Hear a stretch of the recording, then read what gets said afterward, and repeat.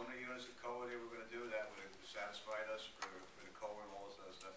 This is what these developers did. These developers did the Greenwich Township over here. I'm just saying Stewartsville. All that you see over there was all because of a little poor section on the little side over there by Rath Deli that they said we had to build. I'm just saying what went on in this thing back then was totally freaking unbelievable. That the state was letting all these guys just run around. Well, that may have justified what you did then, but I'm just asking tonight to see what's going on. I don't agree with the Highlands Council. Back then, when they were asking people to opt in on that, the Highlands Council was probably that many pages. Yeah, it's 400 now. Yeah, well, it's like a freaking new phone book. They lied to all the towns. Yeah. They created all the rules. So why do you want to my concern out of this whole thing is the point that Gene brought up and Kevin brought up. Think about Gene's motion or motives. Well, I'm not talking about his motives. Unfortunately, I'm talking about he's been here. He's got the track record. Benbook's got the track record. What I'm saying we've heard that my Mr. concern Benbrooks, he's either side of the fence. He sees no liability for the town. We worked on getting this development down to 200-something houses and a solar field. And the fact that EAI has invested, which I don't care how much money they lost in this project, I just don't want to see them come back and suing us. They got $12 million invested in that little piece of land up there.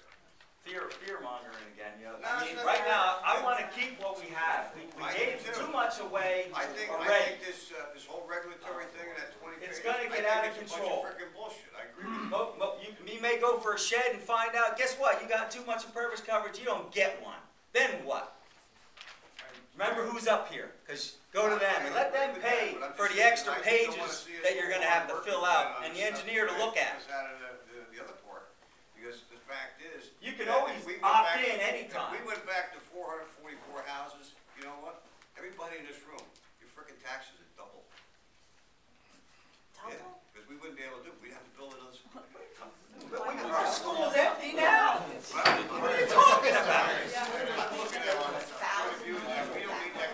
I'm begging this committee to vote no on this. We don't need more regulation, and if someone does, I want them paying my extra bills to do it.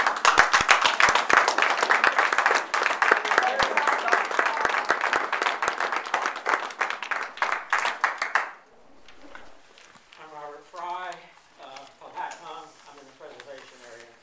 How many of you on the council have been to a Highlands Commission meeting? How many? Well, I have. I've been to probably a dozen and a half. And I spoke up at every one to the point that it is not a fair bureaucracy. Those members on the Highlands Council looked down their noses at and turned a deaf ear to everybody that ever got up and spoke their piece criticizing it. Now, Eileen Schwan is gone.